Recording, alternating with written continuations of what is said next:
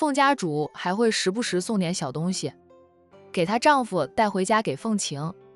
以前她丈夫在凤家大宅也深得凤家主的信任，在那种情况下，他们若是说孩子生病，凤家主肯定会施以援手的。想来想去后，他们才留下了凤晴，没有掐死凤晴，但对凤晴很不好。凤晴能活到成人，是她命硬命大，也是邻居的叔叔婆婆们关心，凤晴才没有被饿死。凤晴回归凤家时，在她小时候照顾过她的阿婆已经去世，不过阿婆的儿女还活着。凤晴后来给他们一大笔钱，还在自己名下的公司里给他们安排了一份稳定的工作，算是报答他们的老母亲在凤晴小时候护过凤晴，照顾过凤晴，给凤晴东西吃，怎么说也养大了她。妈现在都老了，又没有钱，她那么有钱也不给几万十几万的。当大哥的那个抱怨着，当小弟的那个也在抱怨他不是我们家亲生的，不给就算了，亲生的那个从知道是我们家的孩子后也不去看我们，不给我们钱，连给我们兄弟俩安排工作都没有，给我们安排一份收入高又轻松的工作，咱们兄弟俩也不用为了每天三餐到处奔波那么辛苦了。养母叹口气说到，阿若不在我们家长大，她打小锦衣玉食，一直以为自己是凤家的接班人，忽然知道我们才是他的亲人，他哪里能接受这个现实？凤家主又舍不得他离开，留下他在凤家当二小姐，他只想讨好凤家主，哪里管咱们了？走吧，回去了，带上阿若的骨灰回去。亲生的女儿始终是亲生的，死了骨灰也要带回去。老大嫌弃的道：“带回去做什么？她一个未出嫁的女孩子，死了都不能入我们家的祖坟。再说了，人家就算死了也不会想着跟我们回去的。”老二也说到，就是他是横死的，死后说不定会变成厉鬼，带他回去老是缠着我们怎么办？兄弟俩多少都有点心虚，不是他们推凤若坠楼的，但凤若坠楼的确是因为跟他们争吵动手才会发生意外。原本以为带着凤若回去将凤若嫁了，还能收一笔彩礼钱的，结果走了，我们回去这一趟太晦气了，都是凤家那位大少奶奶，没事打电话给我们做什么？两个当儿子的骂骂咧咧的走了，凤若的亲妈能怎么办？她深深地看了凤氏集团办公大厦几眼，才转身小跑着去追赶两个儿子了。他们家的计划在凤若死时真正的结束了，幻想通过调换孩子改变他们家往上爬成为有钱人家的美梦终究是破碎了，还落得家破人亡的结局。养母心里也有悔，如果当年他们好好的抚养凤晴，对凤晴很好，就算凤晴知道了真相，也不至于对他们家这般冷漠无情呀。凤若这个亲生女儿不愿意认他们，她也能理解的。知道凤若不愿意认他们，她当妈的就很少会来找凤若，不想打扰凤若的生活。只要知道凤若在凤家生活得很好，依旧过着锦衣玉食的日子就行。当然了，他们一家人还是心存幻想的，幻想着凤晴是烂泥扶不上墙，凤若这个凤家养女是被凤家主当成接班人培养的，说不定还有机会接管凤家呢。只要凤若接管了凤家，他们家的日子就能好过。就算凤若不能上位，凤家的任何一位少爷有机会上位的话，凤若也能得到不少好处，他们家依旧有个希望。梦想是很美好的，现实是很残酷的。凤晴回到自己的办公室，就走到窗前往下望，看到了养母和两个养哥哥离开了，他才转身回到办公桌前坐下，先是给方瑶发了条信息，告诉方瑶在母亲出远门后，让方瑶不要有任何动作。海玲的提醒让他惊觉自己差点就跳进了母亲挖的大坑里。平时母亲出远门是从来不会跟家里人说她要去哪里，去做什么事的。上次去管城会告诉他，让他管好公司，那是因为战家送来的请柬，他们都知道，都看到了。母亲要去管城参加战少的婚礼，那是公开的，是透明的，母亲不必隐瞒，所以会交代他一些事情。这一次母亲出远门，还是告诉了他，并透露去见一位故人。他只想到母亲对他的认可及信任。母亲也说了，家里发生了那么多事，他们是亲生母女俩，母亲只能相信他了，让他以为母亲真的是相信他，忽略了母亲的疑心重，心机深，怎么可能轻易就100%信任他呀？母女之间也有不能说的秘密的。发了信息给方瑶后，凤晴放下手机，端起了咖啡杯，起身走向小茶水间，在里面给自己煮咖啡。昨晚她没有睡好，刚才请海玲喝咖啡，她是喝了1杯咖啡，感觉还不够，她得再喝1杯咖啡才有精神处理公事，等会儿还得去开会，中午有个饭局，她的行程也被排得密密麻麻的。母亲回公司上班，她才能喘口气，否则很多事情都压在了她的身上。公司里有些元老依旧不服她，时不时给她使绊子挖坑。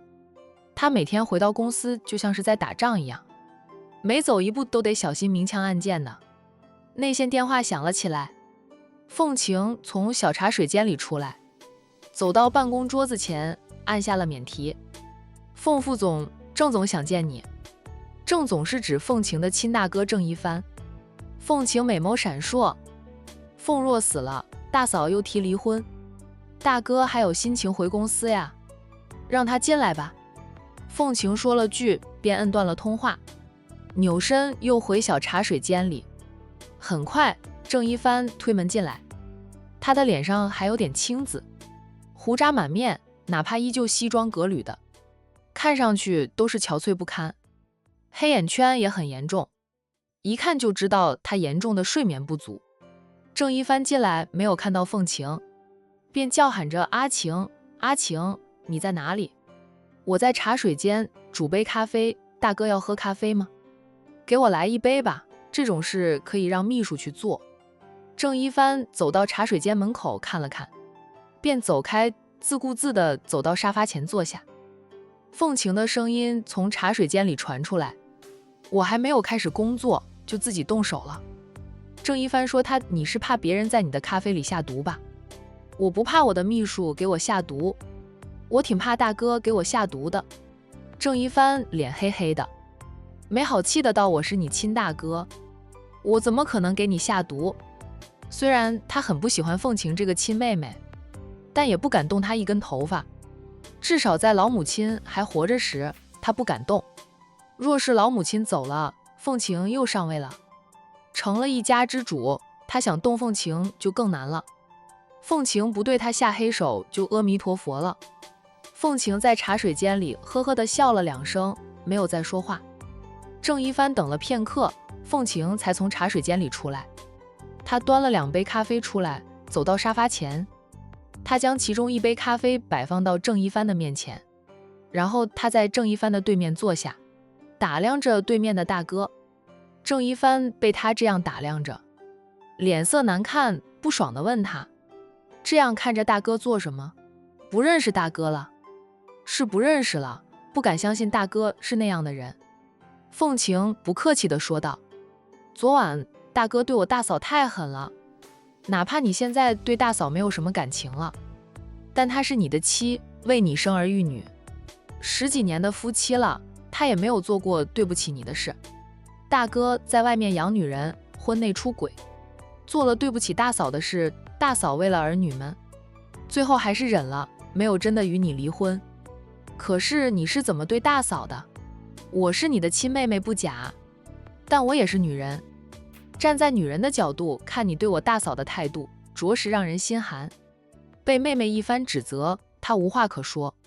不过提起昨晚的事，她犹豫了片刻后，对妹妹说道，凤若死了，你知道吧？知道，妈告诉我的。凤晴说道，她的死与大哥脱不了关系，是大哥害死了她。怎么是我害死了他？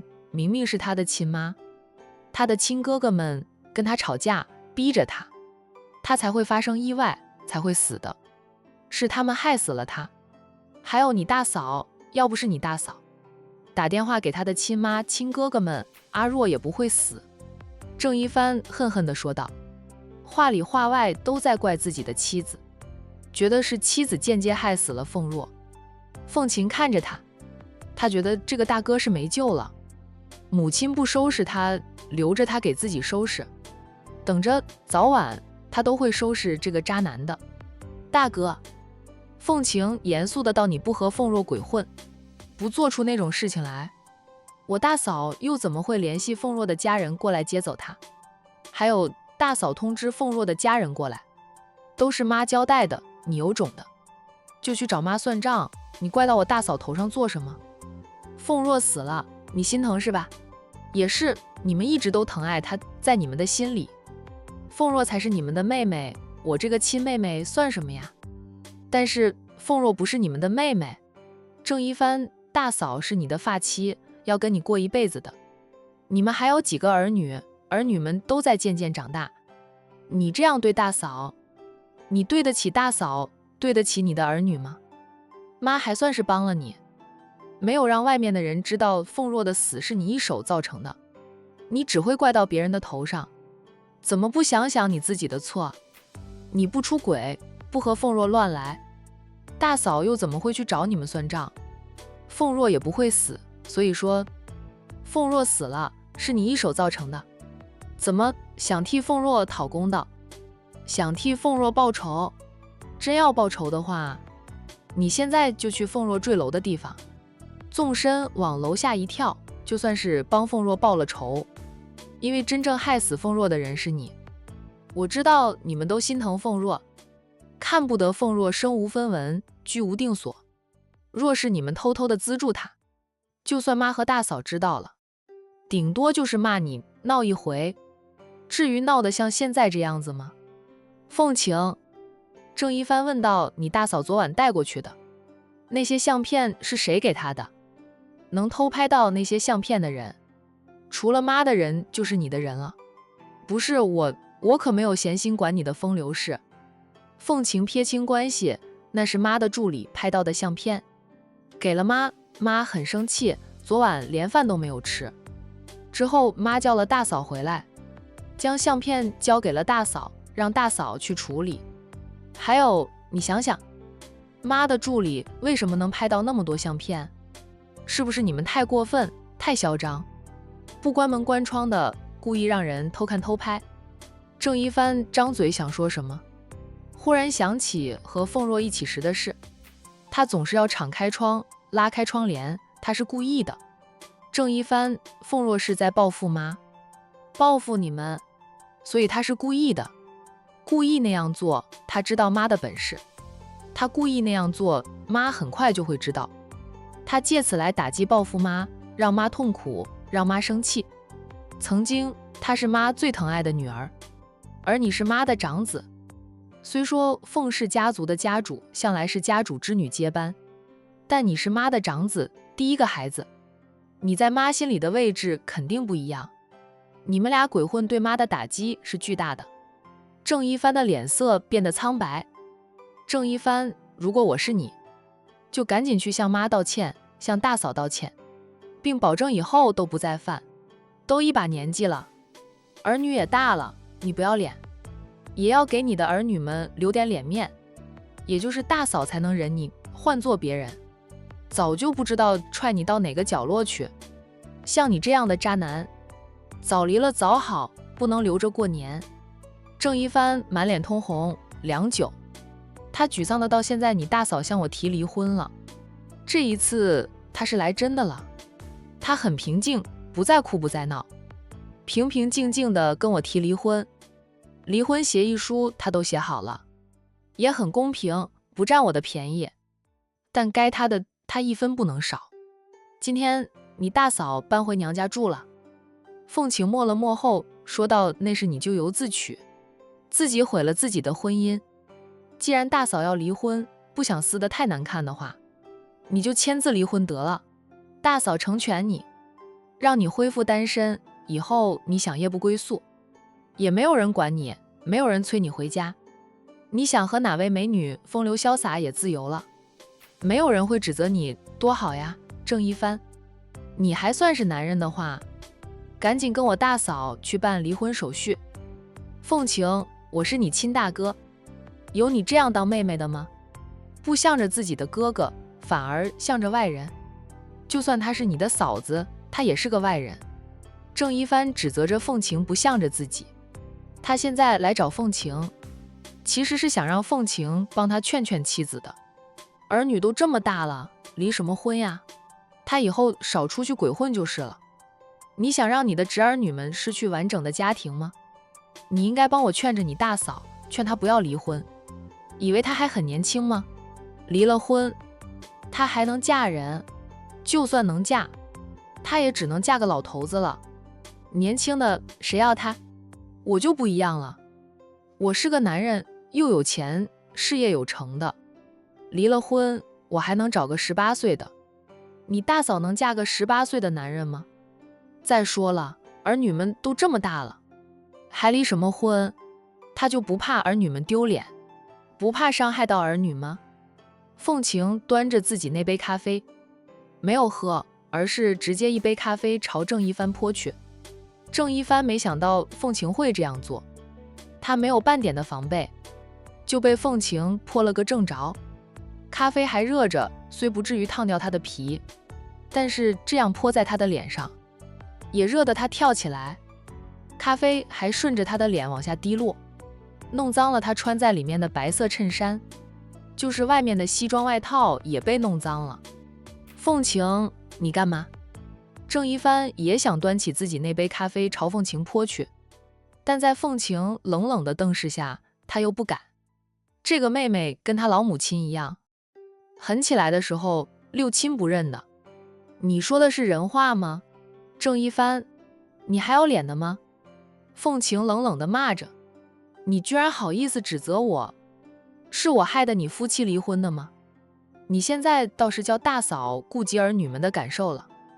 你出轨的时候，你和凤若鬼混的时候，有想过你的儿女，有想过他们的感受吗？在你们的教导下，他们一向亲近凤若这个假姑姑，若是让他们知道他们的亲爸和他们心里的姑姑做了那些事，他们能接受？你有考虑过他们的感受了？像你这样的渣男，我大嫂要离婚，我举双手双脚赞成他。我就是帮理不帮亲，你不占理，你婚内出轨，对不起我大嫂。你觉得你还能娶个18岁的小姑娘回来？干嘛还怕和我大嫂离婚？有本事的你离呀，离了，去娶个18岁的小姑娘回来让我看看。泼你咖啡算轻的了，若你不是我亲大哥，我早就一脚踹过去了。郑一帆，你还是个男人的话，就跟我大嫂好聚好散，不要闹得太难看。真打起离婚官司，我大嫂万一捅出你出轨的，诸多外人不知道的事，你就身败名裂了。是，现在妈还在，妈还当家，妈还会护着你们，但妈已经70了，马上就71岁，是个老人了。她老人家还有多少的精力为你们收拾残局？想指望我帮你们收拾残局吗？做梦去吧。郑一帆指着凤晴，却骂不出来。凤晴冷漠的样子跟老母亲太像了，她仿佛看到了年轻时的母亲一样。滚出去，以后若是你的私事，少来打扰我，我没空理你的那些烂账事。凤晴是真不想管大哥大嫂的烂账事，若不是郑一帆不要脸的跑来找他，还说了那么多混账话，更是指责他都不想搭理呢。你大嫂等会儿若是来找你，你劝劝他，再给我一次机会，我保证不会再做出对不起他的事，让他看在儿女的份上，不要离婚。郑一帆是一肚子的气，但还是将自己的请求说了出来。凤晴冷冷的道：“我说了，我没有闲心来管你们的烂事。”郑一帆狠狠地瞪了他片刻，气恨地出去了。还是亲妹妹呢？眼里根本就没有他这个亲哥哥。郑一帆的到来严重的影响了凤晴的心情，她在沙发上坐了2分钟，就起来在办公室里走来走去，又给自己倒了一大杯温开水喝了，好一会儿才压下怒火，平息心情。混账东西！凤晴骂着大哥这样的渣男，我大嫂不离婚我都瞧不起他，留着过年吗？也不知道老母亲是怎么教儿女的，一个个都不是好东西，说不定是老母亲上梁不正下梁歪呢。凤大少奶奶没有来找凤晴，她早就回了娘家，跟娘家人摊牌说她要和郑一帆离婚了。在娘家人面前，她没有半点的隐瞒，将郑一帆做过的混账事全都说了出来。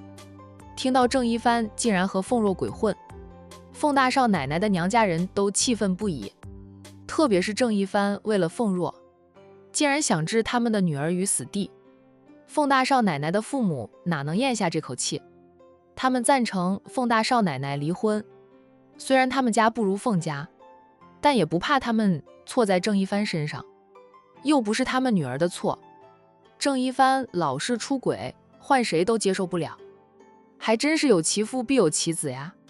郑华是那种渣男，生的3个儿子也不是个东西，征得娘家人的同意，有娘家人当靠山了，凤大少奶奶便从娘家回来，回到了凤家大宅。她先找婆婆，凤家主在收拾东西准备出门了，她要带去的都是与那个人有关的，她看到应该都会有印象，借此来确定她的身份。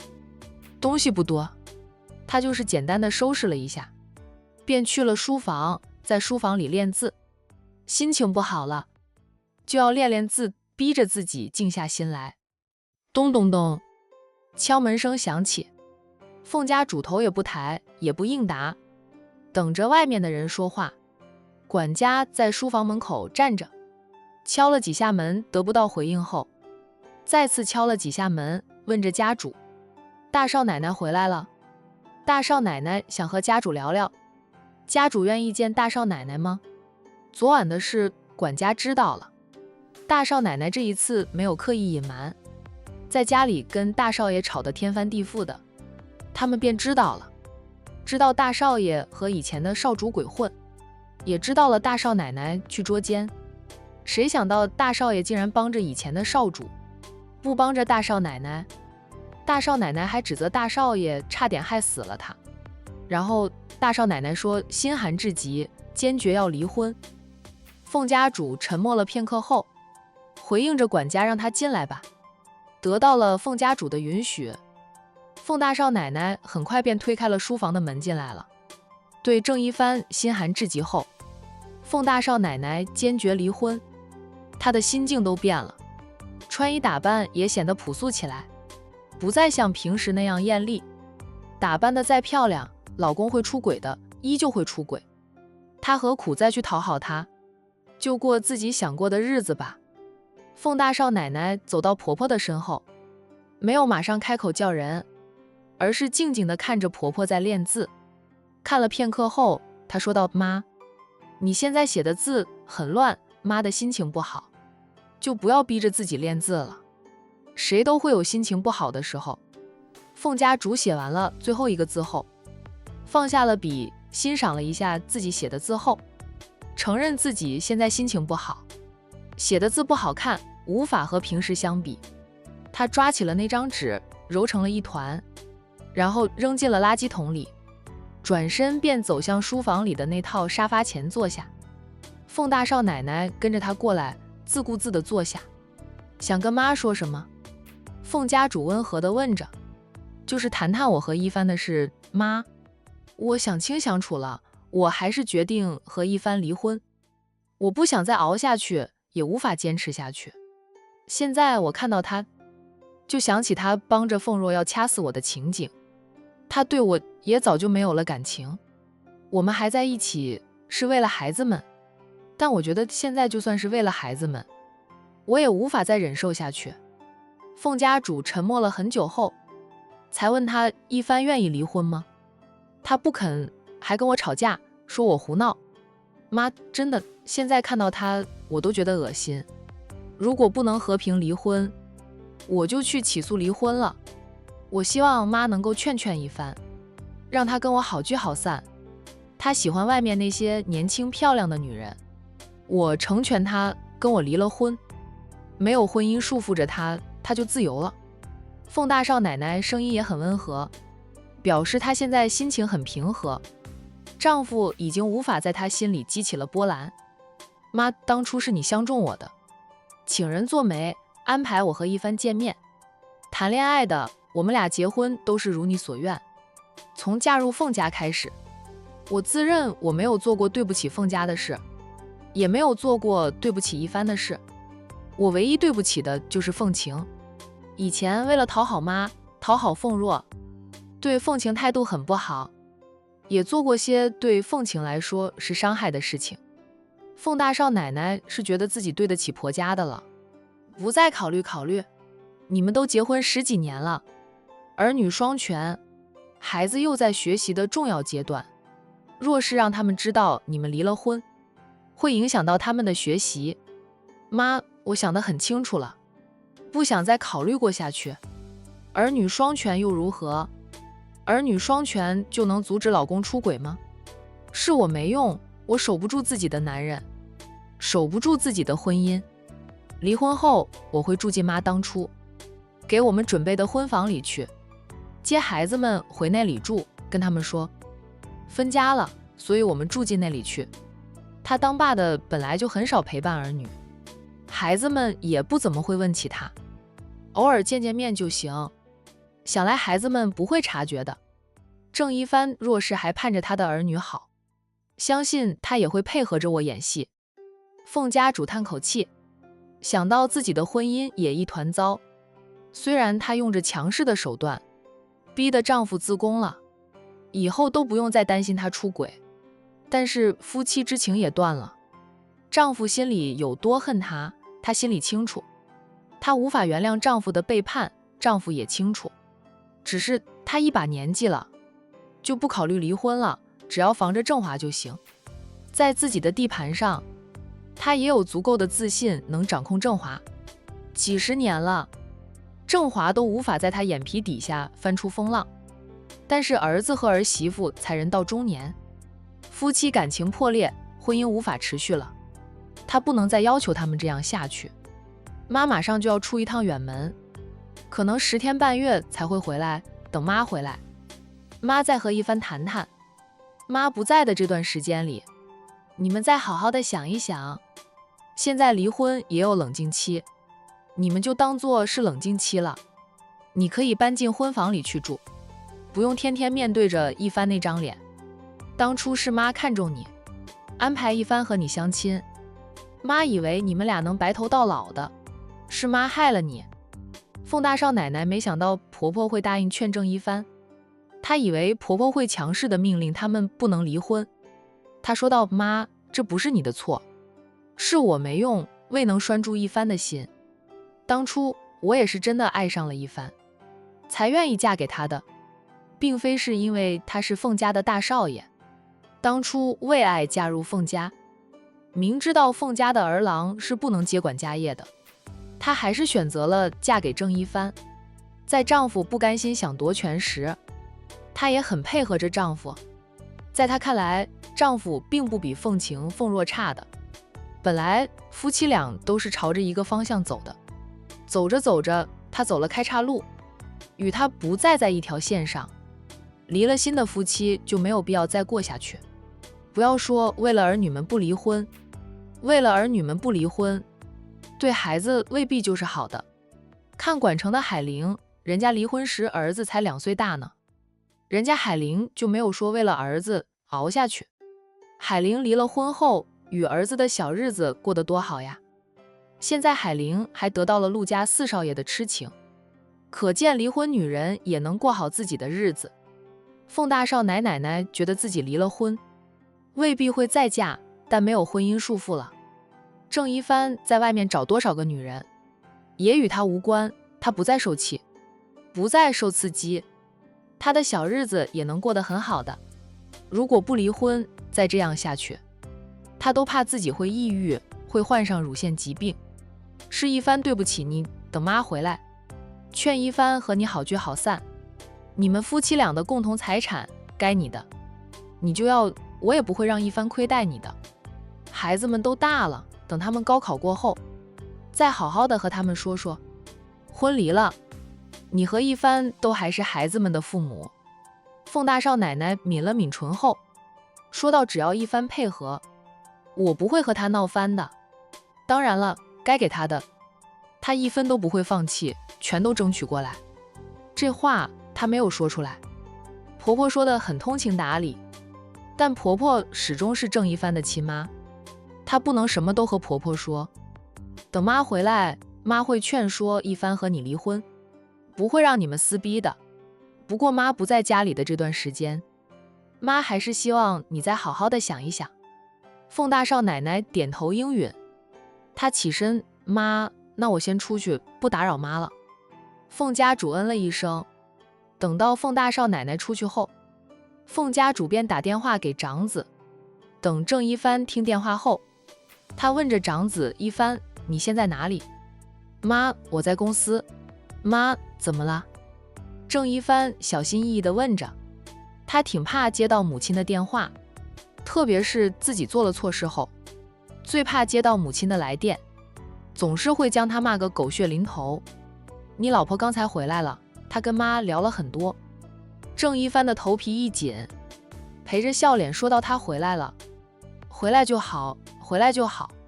她是跟妈说要和你离婚的事。这一次你老婆被你伤透了心，我看她是坚决要离婚的了，没有回旋的余地。她已经心平气和地面对一切，不再激动，不再生气，不跟你吵闹。真正的离开就是静悄悄的。”郑一帆，妈，我不想离婚。你不想离婚，你还做出那么多对不起你老婆的事。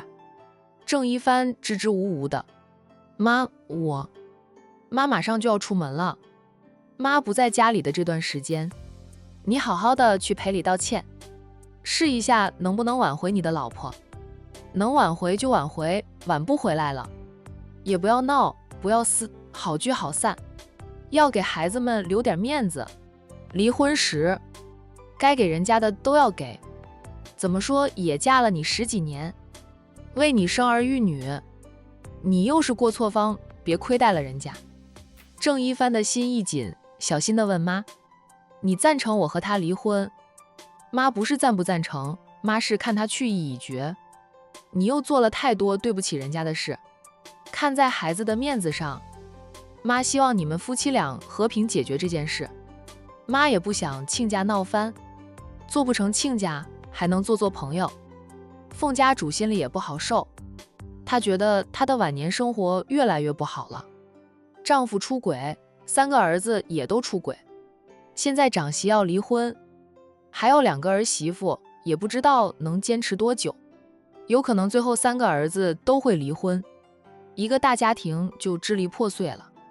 唯一的女儿由于从小不在自己身边长大，母女感情始终不够深，她甚至都不敢100%信任女儿。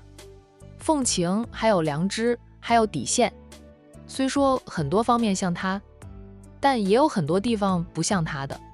如果让凤晴知道她当年真的害死姐妹上位的，以凤晴的性格，肯定会放弃凤氏家族，不愿意接管这个家族。凤家家主之位还真有可能回到长姐的后人手里，她不甘心呀，她付出了那么多，牺牲了那么多，到头来还是回到了原点。你那么喜欢外面的花花世界，离了婚你就自由了，你在外面交多少个女朋友，也没有人管你。不过你若是离了婚，就去做结扎手术，免得你再婚生了孩子后对我的孙儿女不好。有了后妈就有后爸，我得在我活着之时保证我孙儿女们的利益。郑一帆，妈，我是你亲生儿子，再说了，就算我再婚再育，孩子不也是你的孙辈，你怎么能那样偏心？再说了，他们都10几岁了，等到我再婚再育，他他们可能都成年了，还怕后妈欺负虐待。